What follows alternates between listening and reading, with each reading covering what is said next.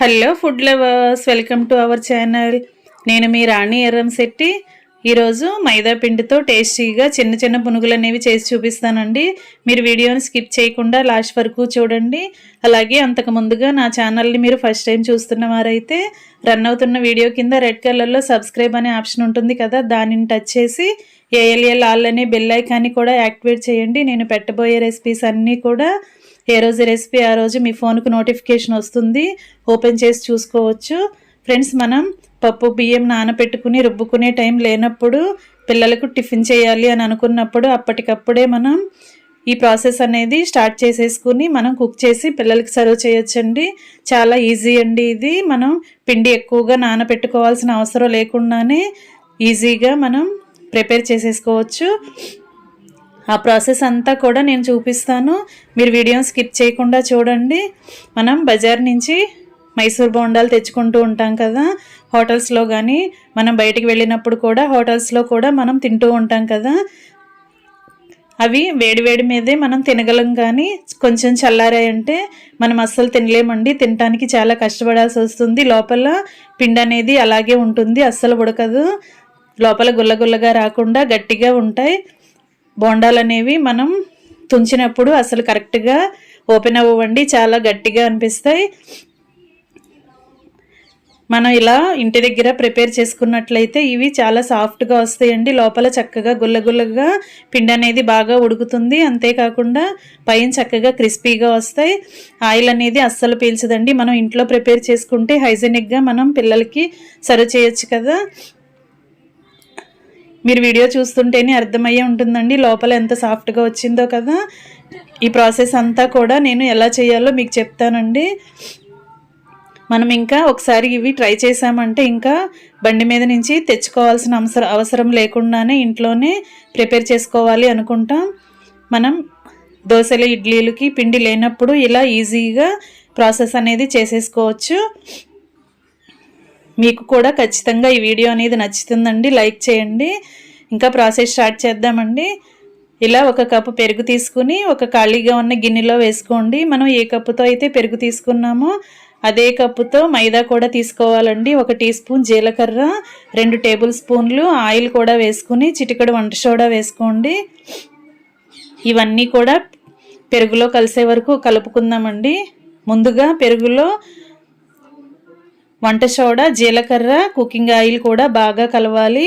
పెరుగు అనేది చక్కగా సాఫ్ట్గా రావాలండి, అంతవరకు గిలకొట్టుకుందాం. స్పూన్తో ఇలా కలుపుకున్న తర్వాత మనం 1 కప్పు మైదా పిండి చెప్పాను కదా, ఆ కప్పుతో మైదా పిండి తీసుకుని జల్లించుకోవాలండి.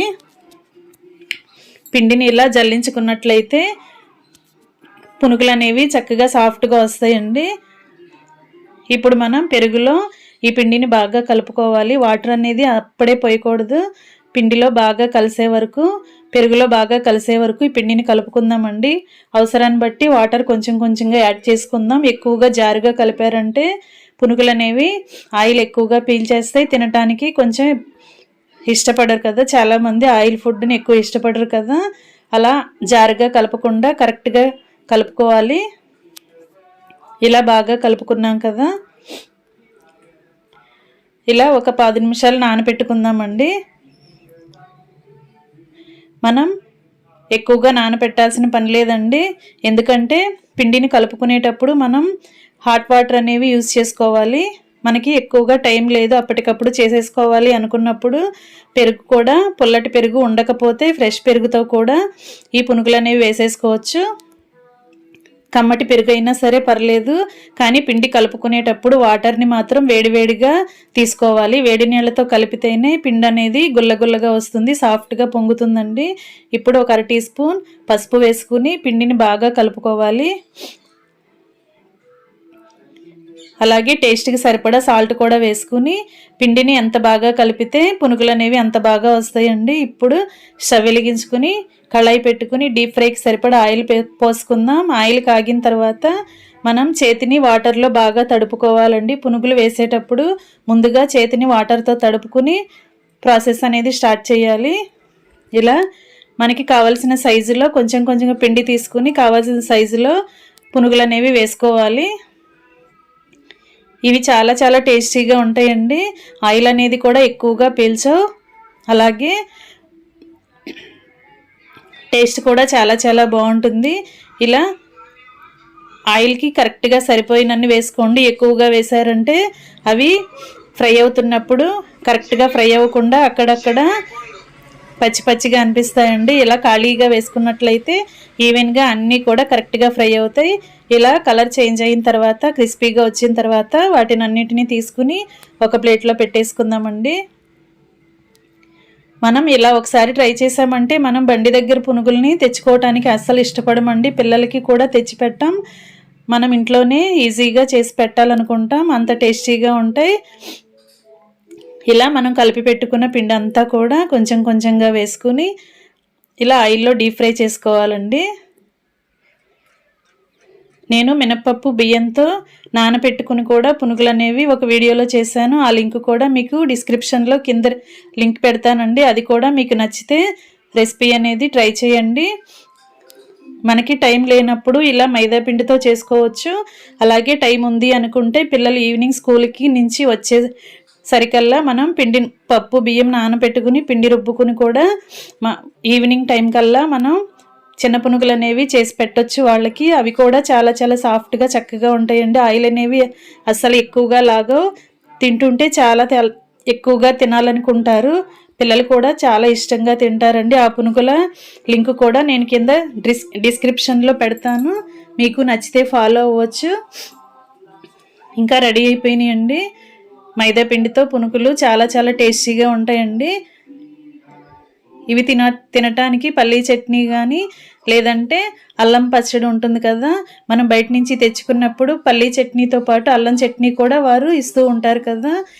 మనం పల్లీ చట్నీ ఎక్కువగా ట్రై చేస్తూ ఉంటాం. ఈసారి అల్లం చట్నీ నేను చేసి చూపిస్తానండి. అల్లం చట్నీ కూడా ఒకసారి మీరు ట్రై చేసి ఈ పునుగులతో పాటు అల్లం చట్నీని కూడా చేసి మీ ఫ్యామిలీకి సర్వ్ చేయొచ్చు. ఫ్రెండ్స్, ఈ రెసిపీ అనేది మీకు నచ్చినట్లయితే లైక్ చేయండి. అలాగే ఈ వీడియో అనేది మీ ఫ్రెండ్స్కి ఫ్యామిలీ మెంబర్స్కి కూడా షేర్ చేయండి.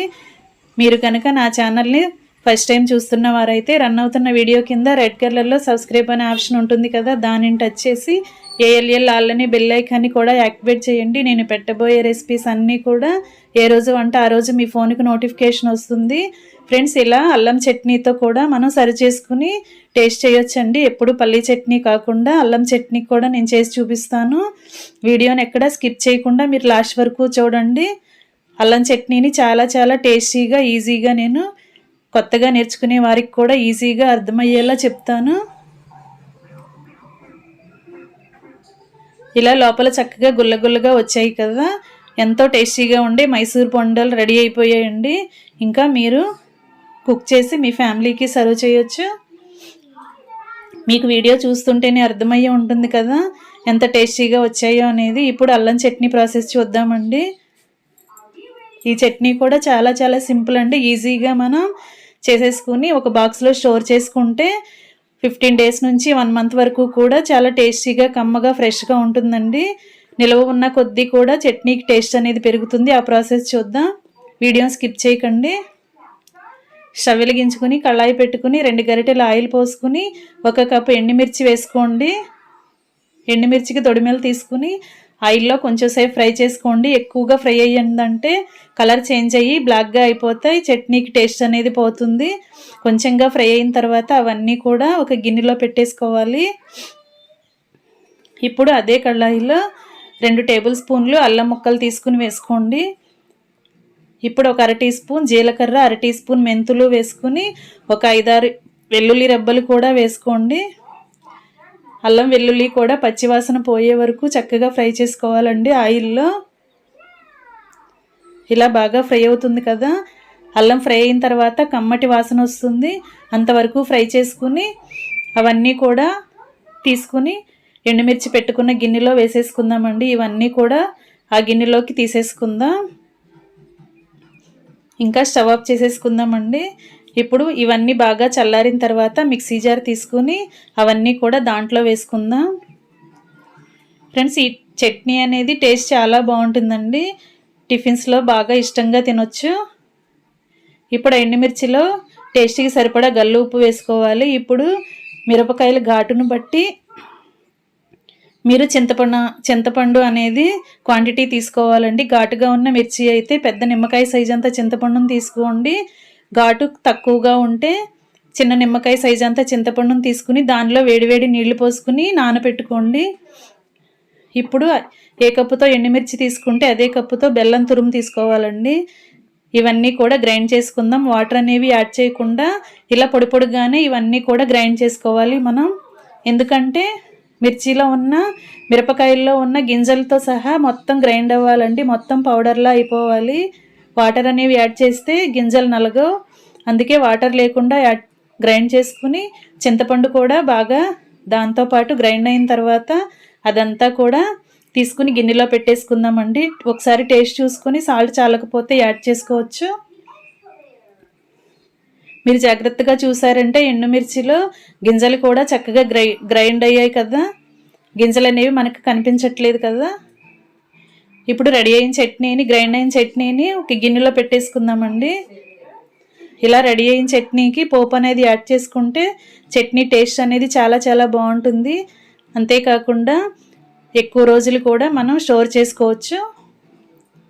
ఇప్పుడు పోపు రెడీ చేసుకుందాం. ఒక గిన్నెని తీసుకుని 2 గరిటెల ఆయిల్ పోసుకుని 1 టీ స్పూన్ పచ్చిశనగపప్పు, టీ స్పూన్ ఆవాలు, టీ స్పూన్ జీలకర్ర, 1/2 టీ స్పూన్ మెంతులు, అలాగే కచ్చాపచ్చగా దంచుకున్న వెల్లుల్లి రెబ్బలు ఒక 5-6 వేసుకుని కొన్ని కరివేపాకు రెబ్బలు కూడా వేసుకుందామండి. పోపు అనేది కరెక్ట్గా ఫ్రై చేసుకోవాలి, మాడనివ్వకుండా కరెక్ట్గా ఫ్రై అవ్వాలి. ఇలా ఫ్రై అయిన తర్వాత అదంతా తీసుకుని చట్నీలో వేసేసుకుందామండి. ఇంకా ఎంతో టేస్టీగా ఉండే అల్లం చట్నీ కూడా రెడీ అయిపోయింది కదా. దీనిలోకి 1 టీ స్పూన్ ఇంగువ కూడా వేసుకుంటే చట్నీ టేస్ట్ అనేది ఇంకా బాగుంటుంది. ఈ చట్నీని మనం బాక్స్లో స్టోర్ చేసుకుంటే 1 మంత్ వరకు కూడా మనం డైలీ టిఫిన్లో చట్నీ చేయాల్సిన పని లేకుండా చక్కగా స్టోర్ చేసుకుని వేసుకోవచ్చండి. Thanks for watching. నేను మీ రాణి ఎర్రంశెట్టి.